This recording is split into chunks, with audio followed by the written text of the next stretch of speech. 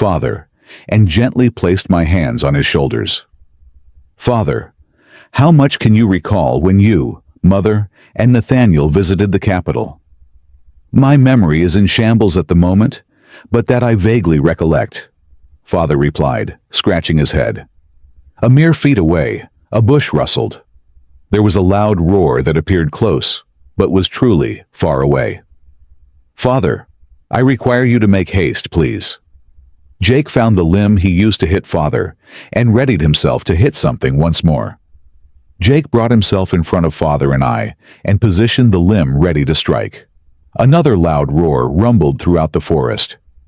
Your mother and Jared, along with Nathaniel and Jake, showed up at my store unannounced. After your mother had explained what the letter entailed and what we had to do, I retrieved my luggage from Jared and sent him on his way home.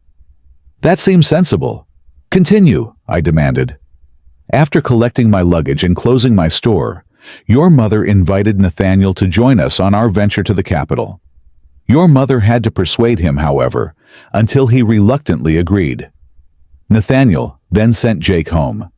The three of us then purchased a carriage to rent for the time being that belonged to the capital and were on our way. We arrived not long after. They escorted us inside and showed us to our rooms.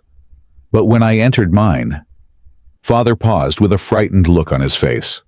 Another roar ensued, this time louder and closer. Father, if you are mentally or emotionally incapable of completing this task, I will not force you. But this information would help us dearly.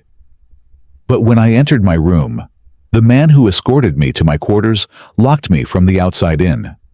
When I abandoned all hope in begging and pleading to release me from my chambers due to the hunger that eventually came over me, I heard a scream. Father continued. A scream? I asked.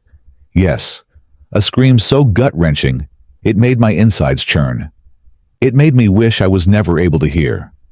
The scream continued on for hours, until finally, silence. The silence you would only find in a mortuary. The silence made it to where the sound of a quill dropping on the hard wooden floor would shake the planet.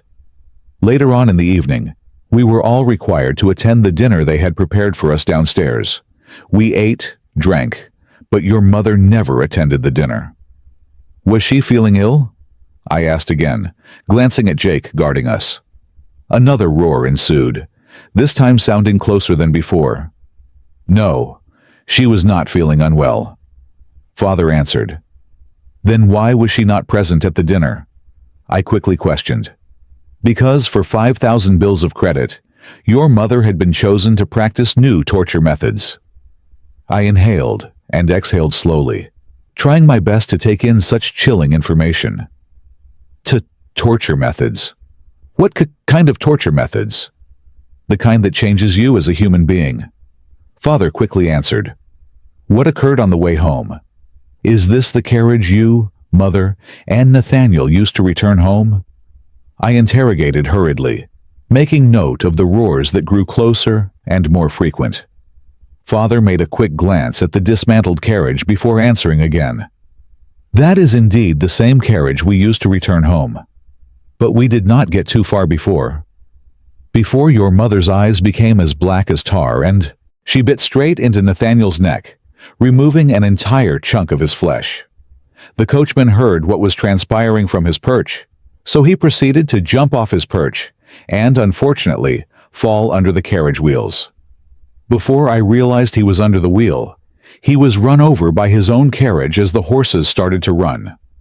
Nathaniel was bleeding uncontrollably, while your mother rocked the carriage back and forth until the carriage tumbled down the hillside and into the forest pine, destroying any semblance of the carriage.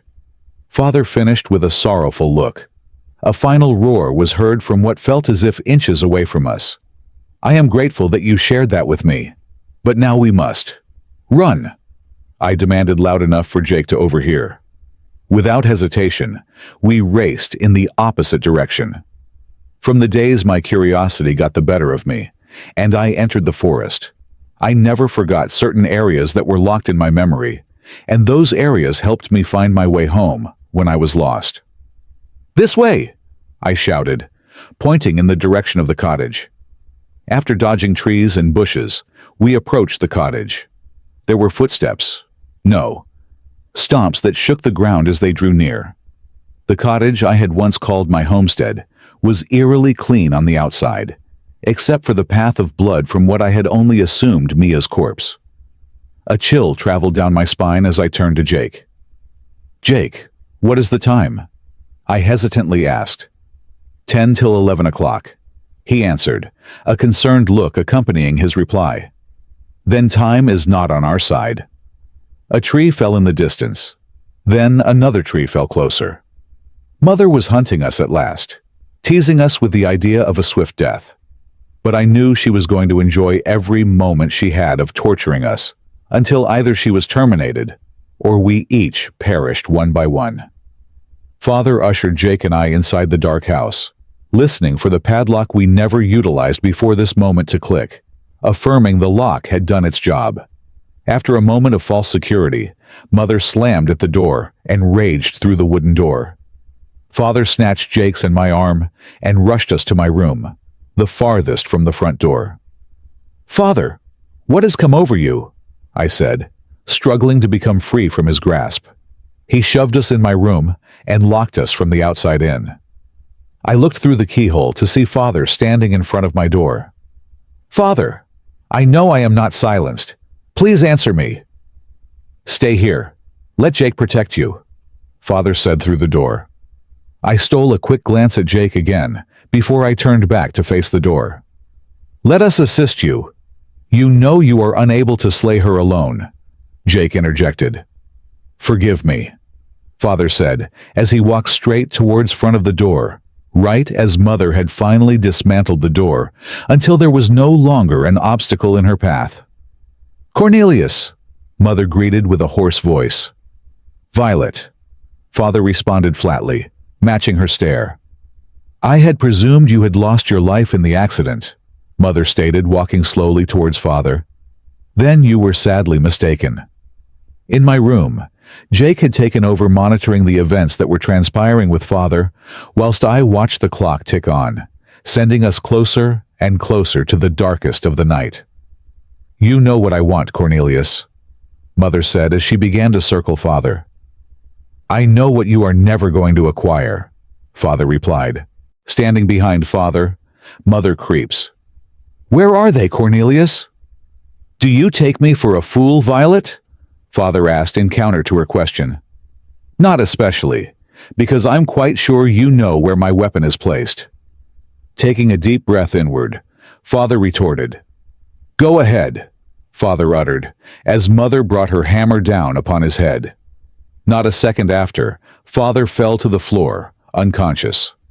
Mother retrieved 4 nails from where she had found them, and hammered them into his hands and feet, nailing him to the floor. "Hannah, I can smell you. Where are you hiding?" Jake turned around with an anxious look in his eye.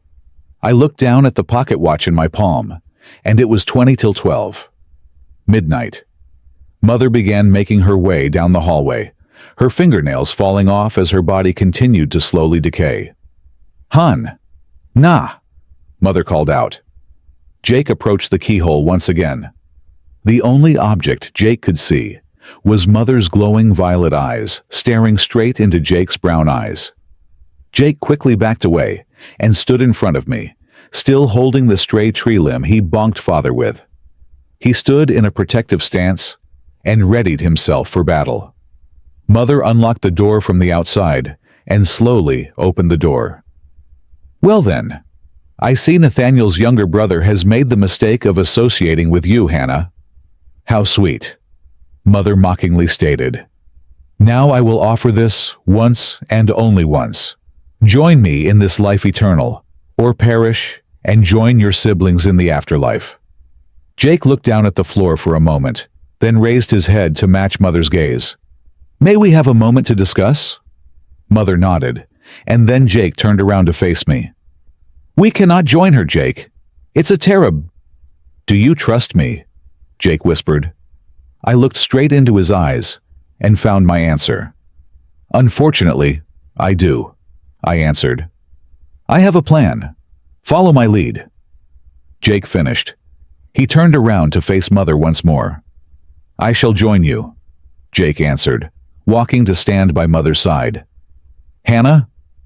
I would never stand by such a monster as you, Mother. Very well. Jake, fetch the rope in her satchel and bind her at the wrists. Following blindly to her demands as Jared has before, Jake binded me at my wrists. What is his plan? Was I doing the right thing? As Jake finished my binds, he slipped a nail into my hand. Mother walked quietly out of my room, and Jake followed, holding me tightly at my wrists. We walked out of the hallway and into the living area where Father was nailed to the floor, a lake of blood near each nail. I nearly regurgitated when we exited the house into the cold night. After what felt an eternity of walking through the forest, we abruptly stopped.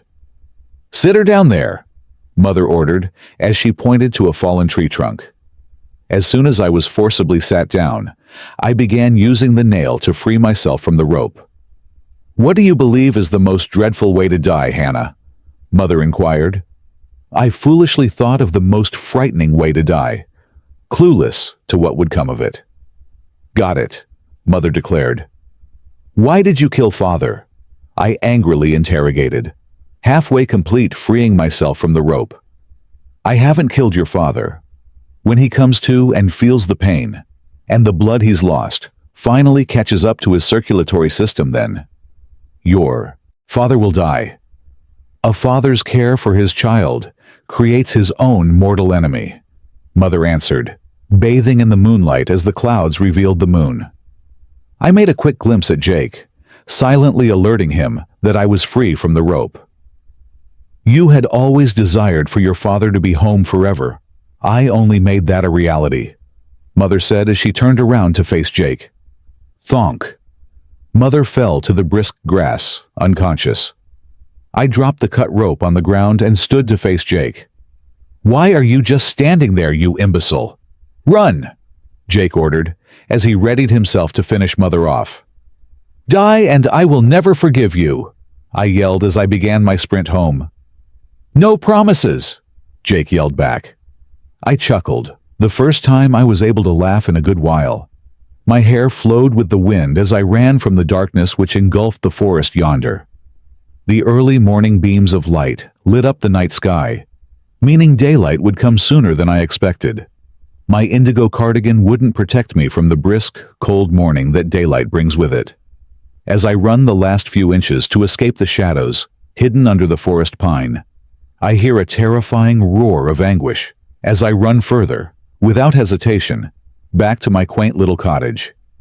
But as I look back to the now quiet forest of shadows, I know deep down, this time will not be the last.